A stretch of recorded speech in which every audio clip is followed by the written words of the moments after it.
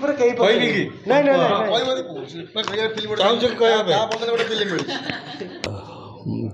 ଫିଲ୍ମର ସବୁ କଥା ଗୁଡ଼ା ବାହାରକୁ ପଳେଇ ଆସିଲା। ଏଠି କ'ଣ କି ଏମିତି ବେଳେବେଳେ ଲାଗୁଛି ଯେମିତି ଓଡ଼ିଶାରେ ଆଉ କିଛି ହେଉନି, ଖାଲି ଫିଲ୍ମ ହେଉଛି, ଆଉ କିଛି କାହାର କାମ ନାହିଁ, ଖାଲି ଫିଲ୍ମ ହେଉଛି ଆଉ ଏଠି ଆଉ କିଛି ଘଟୁନି। ଯେତେବେଳେ ଦେଖିବ ଏଠି ସିନେମା ସଂକ୍ରାନ୍ତରେ ଆଜି ଅମୁକ ହେଲା, ତାର ଅମୁକ ହେଲା, କିଏ କାହାକୁ ବାଡ଼େଇଲାଣି, କିଏ କାହାକୁ ଗାଳି ଦେଲାଣି, ଏହା ହିଁ ଚାଲିଛି। କେତେ ଆଉ ଲୋକ ଦେଖିବେ? ଲୋକ ଏମିତି ଗୋଟେ ସମୟ ନ ଆସୁ ଯେତେବେଳେ ବନ୍ଦ ହେଇଯିବ ଇଣ୍ଡଷ୍ଟ୍ରି, କାରଣ ଏମିତି ଗୋଟେ ରିଲେସନ୍ ରଖିବାକୁ ମୁଁ ଚାହେଁନି କି ମୋର ଇଚ୍ଛା ନାହିଁ। ବାସ୍ତବରେ ଆପଣ ତାଙ୍କ ପାଖରୁ କାମ ପାଇଛନ୍ତି ବୋଲି ଚୁପ୍ ରହିଥିଲେ ନା ସିନେମା ବି ଆପଣ ଫୋର୍ସ କରୁଥିଲେ ଚୁପ୍ ରହିଲେ ଭଲ ସିନେମା ହିଟ୍ ହେବ? ବହୁତ କାମ କ'ଣ ଦୟାକରି ସେ ଦେଇଛନ୍ତି? ମୋତେ ଫିଲ୍ମର ବହୁତ ଅଫର୍ ଅଛି, ଆଉ ତେଣୁକରି ମୋତେ ଗୋଟେ ଫିଲ୍ମ ମିଳିଲା, ମୁଁ କଲି।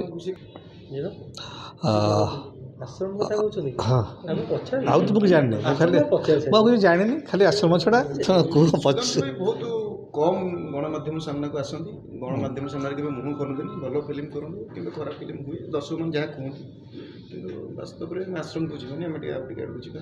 ଗୋଟେ ସିନେମା ଆପଣଙ୍କର ଗତ ୱିକ୍ରେ ରିଲିଜ୍ ହେଇଛି, ସେ ପିକ୍ଚର ବିଷୟରେ ବହୁତ ଚର୍ଚ୍ଚା ହେଉଛି, ଟିକେ ମୁହଁ କରୁନାହାନ୍ତି ଆପଣ, କେବେ ତ ମୁହଁ କରୁନଥିଲେ। ଯେତେବେଳେ ଆଶ୍ରମ ଫିଲ୍ମର ଷ୍ଟୋରି ମୁଁ ଶୁଣିଲି, ମୋତେ ତପନ ବାବୁ କହିଲେ, ମୋତେ ବହୁତ ଭଲ ଲାଗିଲା, ଗୋଟେ ଡିଫରେଣ୍ଟ ଟାଇପ୍ର କାହାଣୀ ଲାଗିଲା। ଆଉ ତପନ ବାବୁ ନେଇକରି ତାକୁ ଦେଲେ ଦିଲ୍ଲୀପ ଚୌଧୁରୀଙ୍କୁ ଲେଖିବା ପାଇଁ। ଆଉ ଯାହା ହଉ ସେ ବି ବହୁତ ବହୁତ ଭଲ ଭାବରେ ସ୍କ୍ରିନ୍ ପ୍ଲେ ତାକୁ କରିଛନ୍ତି। ବହୁତ ଭଲ ଲାଗିଲା ଆଶ୍ରମର କାହାଣୀଟା। ଆଉ ସୁଟିଂ କଲାବେଳକୁ ତ ଆଶ୍ରମର ମାନେ ବହୁତ ଇଣ୍ଟରେଷ୍ଟିଂ ଲାଗିଥିଲା ସୁଟିଂ। ବର୍ତ୍ତମାନ କାହିଁ କହୁନାହାନ୍ତି ମୁଁ ଜାଣିପାରୁନି। ଆଇ ଲଭ୍ ୟୁ 2 ଉପରେ ଆପଣ ମାନେ ମୁହଁ ବନ୍ଦ କାହିଁକି କରୁଛନ୍ତି? ଆଇ ଲଭ୍ ୟୁ 2 ଗୋଟେ ବହୁତ ଭଲ ସିନେମା, ଆଉ ଯେଉଁମାନେ ଦେଖିଛନ୍ତି ତ ବହୁତ ଭଲ ବୋଲି କହୁଛନ୍ତି। ଆଉ ବର୍ତ୍ତମାନ ତ ହଲ୍ରେ ଚାଲିଛି। ସମସ୍ତଙ୍କର ଅଧିକାର ଅଛି କିଛି କହିବା ପାଇଁ, ଗୋଟେ ଫିଲ୍ମରେ ରିମାର୍କ ଦେବା ପାଇଁ। ଆଉ ଯଦି ସିଏ କିଛି କହିଛନ୍ତି, ସେ କିଛି ଅନୁଭବ କରିଥିବେ, ସେ କହିଥିବେ। ସମସ୍ତଙ୍କର ଅଛି, କି ଭଲ କହୁଛି କି ଖରାପ କହୁଛି।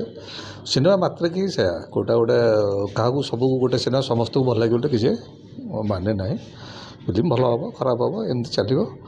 ଆଉ ପ୍ରତ୍ୟେକ ସିନେମା ଗୋଟେ ଗୋଟେ ଲେସନ୍।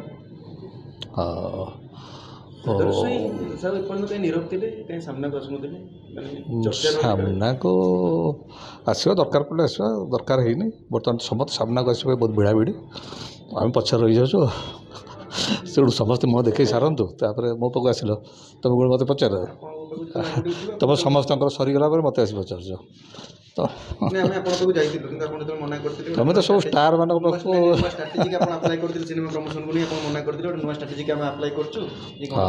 ତେଣୁକରି ହଁ, ଯେତେବେଳେ ଦରକାର ପଡ଼େ ସେ ପ୍ରଡ଼କ୍ସନ୍ ହାଉସ୍ର ଡିସିସନ୍ ଥିଲା, ମୋର ନଥିଲା।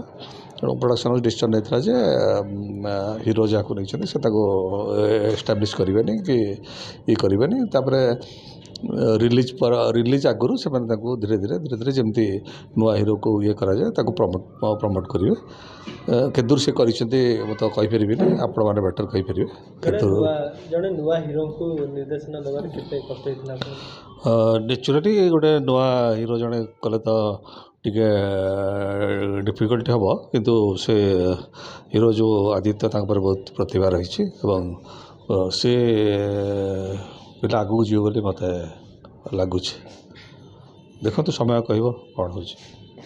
ସୁଦାଂଶୁ ଭାଇ, ଗୋଟେ ଚର୍ଚ୍ଚା ହେଉଛି, ଆପଣ ଦେଖିଥିବେ ବିଗତ ଦିନରେ ଜଣେ କର୍ତ୍ତବ୍ୟରତ ସାମ୍ବାଦିକଙ୍କୁ ଟୁଟୁ ନାୟକ ଯେଉଁଭଳି ଭାବରେ ହଇରାଣ ହରକତ କରିଥିଲେ ସିନେମା ପ୍ରିମିୟରରେ, ପୁଣି ବର୍ତ୍ତମାନ ଦେଖିବେ ଦିନ ଦୁଇ ଦିନ ତଳେ ମଧ୍ୟ ସିନେମା ପ୍ରିମିୟରରେ ମୁଁ ଜାଣିନି, କହିପାରିବି।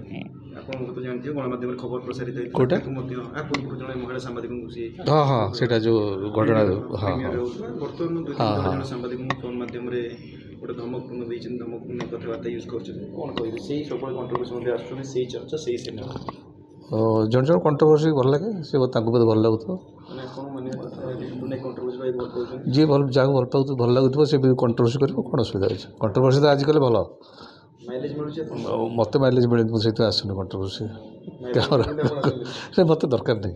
ଆକ୍ଚୁଆଲି ଯାହାକୁ ଦରକାର ସେମାନେ ଆସୁଛନ୍ତି। ସମସ୍ତେ କହୁଛନ୍ତି କି ଟୁଟୁ ଭାଇ ହୃଦୟରୁ ଭଲ କିନ୍ତୁ ବଚନ ଟିକେ ଏପଟ ସେପଟ ହେଇଯାଏ। ତାଙ୍କ ହୃଦୟ କଥା ତାଙ୍କ ସ୍ତ୍ରୀ ବେଟର୍ କହିପାରିବେ।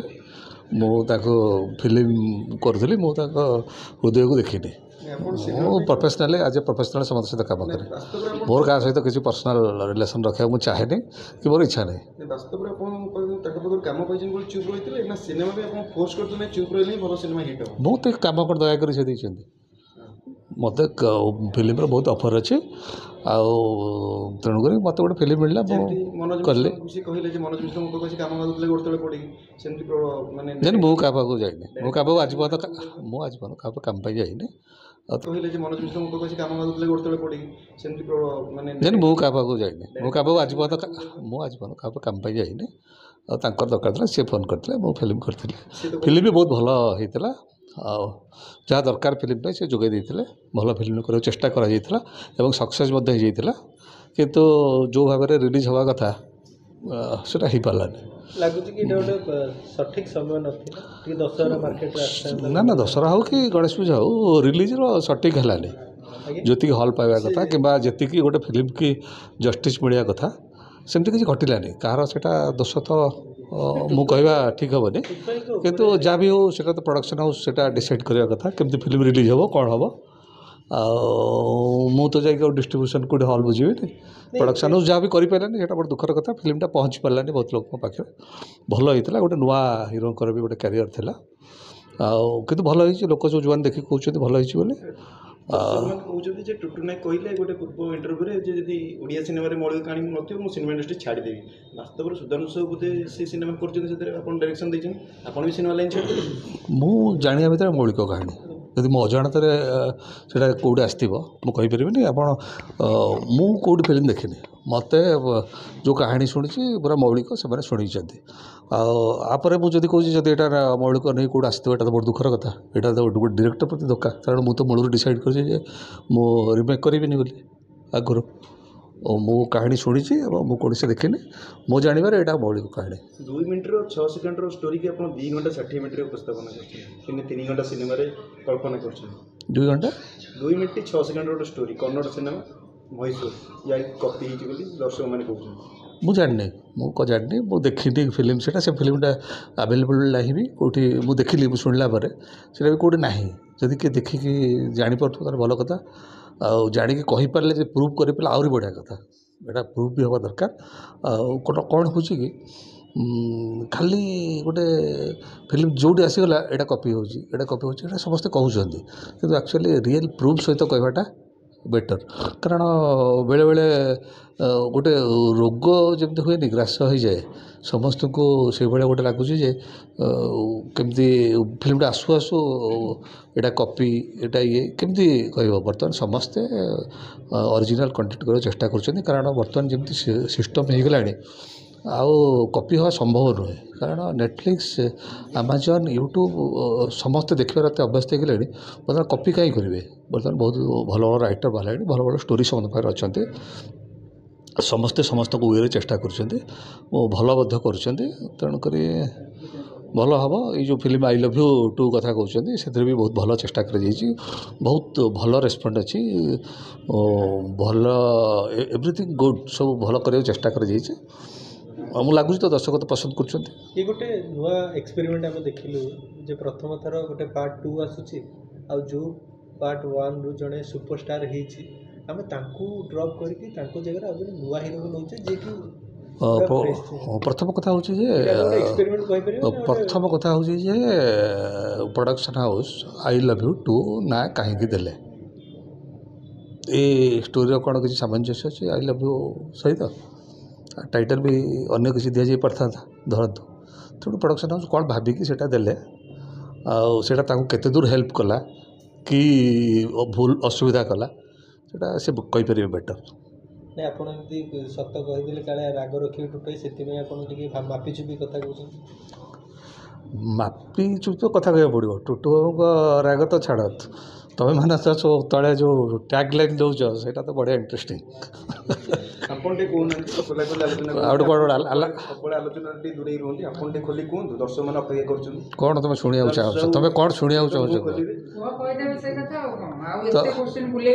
ତୁମେ କହୁନ କ'ଣ କୋଶ୍ଚିନ୍ଟା କ'ଣ ପଚାରିବାକୁ ଚାହୁଁଛ?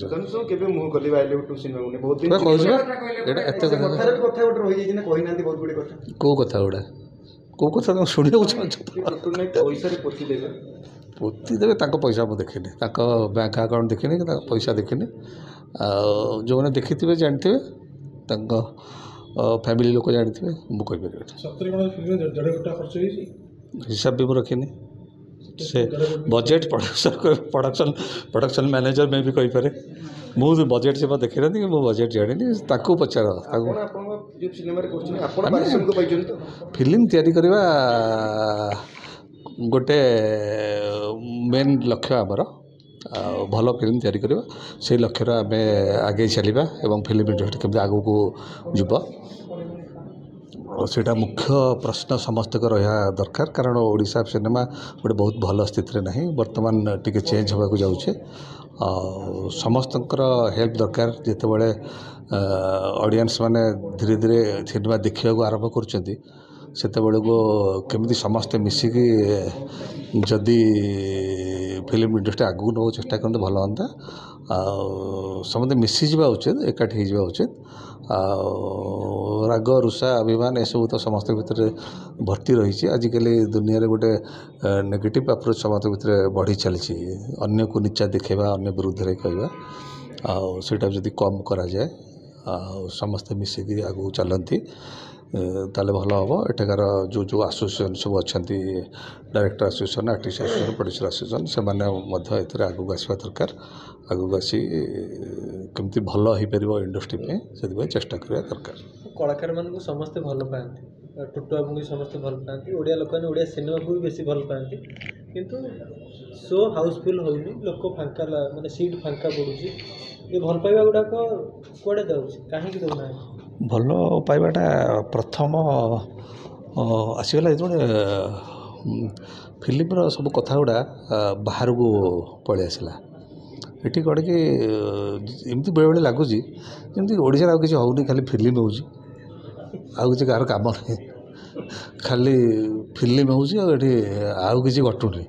ଯେତେବେଳେ ଦେଖିବ ଏଠି ସିନେମା ସଂକ୍ରାନ୍ତରେ ଆଜି ଅମୁକ ହେଲା, ତାର ଅମୁକ ହେଲା, କିଏ କାହାକୁ ବାଡ଼େଇଲାଣି, କିଏ କାହାକୁ ଗାଳି ଦେଲାଣି, ଏହା ହିଁ ଚାଲିଛି। କେତେ ଆଉ ଲୋକ ଦେଖିବେ? ଲୋକ ଏମିତି ଗୋଟେ ସମୟ ନ ଆସୁ ଯେତେବେଳେ ବନ୍ଦ ହେଇଯିବ ଇଣ୍ଡଷ୍ଟ୍ରି। ଆଉ ଆଇ ଲଭ୍ ୟୁ 3ରେ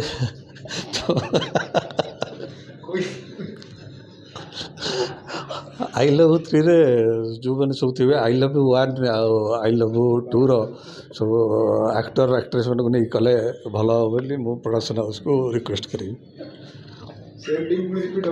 ହଁ, ଆଉ ଯେଉଁମାନେ ସେ ଦୁଇ ଜଣ ଯେଉଁ ଆଇ ଲଭ୍ ୟୁ 1ରେ ଆଉ ଆଇ ଲଭ୍ ୟୁ 2 ମିଶେଇକିରି, ଆଉ ତାପରେ ଯେଉଁମାନେ ରହିନାହାନ୍ତି ବାଇଚାନ୍ସ ବାକି ରହିଯାଇଛନ୍ତି, ସେମାନଙ୍କୁ ବି ପ୍ରଡ୍ୟୁସରଙ୍କ ତାଙ୍କର ପ୍ରିୟ ଆର୍ଟିଷ୍ଟ ମାନଙ୍କୁ ନେଇକରି କରନ୍ତୁ।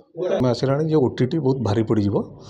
ଆଉ ଓଡ଼ିଆ ସିନେମାକୁ ବର୍ତ୍ତମାନ ଅଲ୍ ଇଣ୍ଡିଆ ଲେବୁଲ୍ରେ ବି OTT ବହୁତ ଉପରକୁ ଆସିଲାଣି। ହିନ୍ଦୀ ଫିଲ୍ମ ବି ବହୁତ କମ୍ ସକ୍ସେସ୍ ହେଉଛି। ବର୍ତ୍ତମାନ ନେକ୍ସଟ ଟାଇମ୍ ହେଉଛି ଓଡ଼ିଶାର। ତେଣୁକରି ବର୍ତ୍ତମାନ ଓଡ଼ିଶାରେ ବି ଏମିତି ତ ଜେନେରାଲି ଫିଲ୍ମ ବାୟର୍ସ କେହି ନାହାନ୍ତି। ଫିଲ୍ମ କିଣିବା ପାଇଁ ଚ୍ୟାନେଲ୍ ମାନେ ନିଜେ ନିଜେ ଟେଲିଫିଲ୍ମ ସବୁ ତିଆରି ହେଉଛି। ତ ବର୍ତ୍ତମାନ ଫିଲ୍ମ ବାୟର୍ସ ବି କମିଗଲେଣି। ଆଉ ତେଣୁ ଏମିତି ଗୋଟେ ସମୟ ନ ଆସୁ ଯେମିତି ଫିଲ୍ମ ଉଠିଲା ବେଳକୁ ପୁଣି ଖସିଯିବ। ତେଣୁ ସମସ୍ତେ ଏକାଠି ପୁଣି ଓଡ଼ିଆ ଇଣ୍ଡଷ୍ଟ୍ରି ଆଗେଇ ନେବା ଉଚିତ। ହଲ୍ରେ ପ୍ରିମିୟର ହେଇଥିଲା, ଏବେ ହଲ୍ରେ ପ୍ରିମିୟର ହେଇଥିଲା। କିଛି ଲୋକ ଯାଇପାରିଲେ, କିଛି ଲୋକ ଯାଇପାରିଲେନି। ଏବେ ସମସ୍ତଙ୍କର ଗୋଟିଏ ଅପେକ୍ଷା, କେଉଁ ଦିନ ଟେଲିଭିଜନରେ ପ୍ରିମିୟର ହେବ। ଏହା ସମ୍ଭବ କି? ଟେଲିଭିଜନରେ ତ ଫିଲ୍ମ କିଣିଲେ ପ୍ରିମିୟର ହେବ। ଟେଲିଭିଜନରେ ତ ବର୍ତ୍ତମାନ ଟେଲିଫିଲ୍ମ ତିଆରି କରୁଛନ୍ତି। ଟେଲିଭିଜନ ତ ଫିଲ୍ମ ବର୍ତ୍ତମାନ କିଣିବା ବହୁତ କମିଯାଇଛି, ବହୁତ ରେୟାର ଫିଲ୍ମ କରୁଛନ୍ତି। ଆଉ ଯଦି କିଛି ନ୍ୟାସନାଲ୍ OTT ଏସବୁ ଆସିବାକୁ ଶୁଣାଯାଉଛି, ଯଦି କିଛି ଆସେ ତାହେଲେ ମେ ବି ଆଗରୁ OTTରେ ଆଗକୁ ଫିଲ୍ମ ଆସିବ ଏବଂ ଭଲ ହେଇପାରିବ ଓଡ଼ିଆ ଫିଲ୍ମ ଲାଗୁଛି। ଦେଖାଯାଉ କ'ଣ ହେଉଛି। ଭାଇ ଆଇ ଲଭ୍ ୟୁ 3 ରେ ବି ଆପଣଙ୍କୁ ଦେଖିବାକୁ ପାଇବେ। ଆଉ ଆଇ ଲଭ୍ ୟୁ 3ରେ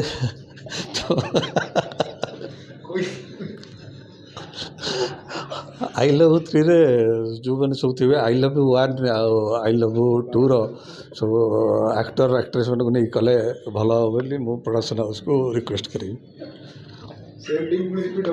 ହଁ ଆଉ ଯେଉଁମାନେ ସେ ଦୁଇ ଜଣ ଯେଉଁ ଆଇ ଲଭ୍ ୟୁ 1ରେ ଆଉ ଆଇ ଲଭ୍ ୟୁ 2 ମିଶେଇକିରି ଆଉ ତାପରେ ଯେଉଁମାନେ ରହିନାହାନ୍ତି ବାଇଚାନ୍ସ ବାକି ରହିଯାଇଛନ୍ତି ସେମାନଙ୍କୁ ବି ଗୋଟେ ପ୍ରଡ୍ୟୁସରଙ୍କ ତାଙ୍କ ପ୍ରିୟ ଆର୍ଟିଷ୍ଟ ମାନଙ୍କୁ ନେଇକରି କରନ୍ତୁ।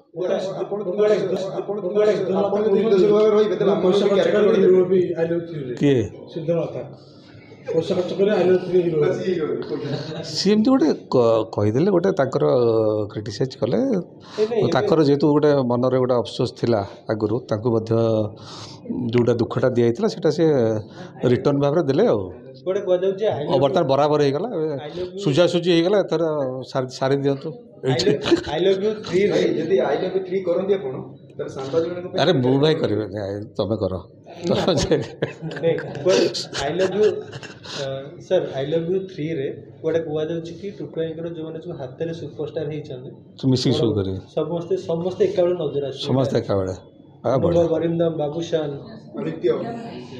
ସମସ୍ତେ ନଜର ଆସିବେ ସବୁ ପୁଅମାନେ ଆଚ୍ଛା ସବୁ ପୁଅମାନେ ଆସିଲେ ତ ପୁରା ଜମିଯିବ ଆଉ ବଢ଼ିଆ ହେବ ଇଣ୍ଡଷ୍ଟ୍ରି ବି ବଢ଼ିଆ ହେବ ଇଣ୍ଡଷ୍ଟ୍ରି ଆକ୍ଚୁଆଲି ଗୋଟେ ଏମିତି ଗୋଟେ ମଲ୍ଟିଷ୍ଟାର ଯଦି ଫିଲ୍ମ ଆସନ୍ତା ତାହେଲେ ଇଣ୍ଡଷ୍ଟ୍ରି ବି ଭଲ ହୁଅନ୍ତା। ମଲ୍ଟି ଷ୍ଟାର ଆସିଲେ ଚଳିବ ମଲ୍ଟି ଡିରେକ୍ଟର ଆସିଗଲା ଆହୁରି ବଢ଼ିଆ ଆସୁଛି ବୋଲି ମୁଁ ଶୁଣିଛି କ'ଣ ମଲ୍ଟି ଡିରେକ୍ଟର ଫିଲ୍ମ ସବୁ ଆସୁଛି ବୋଲି ଆଗକୁ ଆପଣ ରହୁଛନ୍ତି ତ ନା ନା ମୁଁ ରହୁନି ମୁଁ ସିଙ୍ଗିଲ୍ କରିପାରନ୍ତି ମେ ବି କ'ଣ କରୁଛନ୍ତି ତାଙ୍କୁ କାହିଁ ପଚାରୁନା ସବୁ କୋଶ୍ଚିନ୍ ମୋତେ ପଚାରୁଛ ତାଙ୍କର କୋଶ୍ଚିନ୍ ତାଙ୍କୁ ପଚାରିଲେ ସିଧା ସେ ଭଲ ଆନ୍ସର୍ ଦେବେ। ଆଉ ପଚାର ସରିଗଲା ଆଉ ଅଛି ଆମେ ସମର୍ପଣ କରୁଛୁ ଆଉ କିଛି ନାହିଁ ତ ହଉ ଥ୍ୟାଙ୍କ ୟୁ।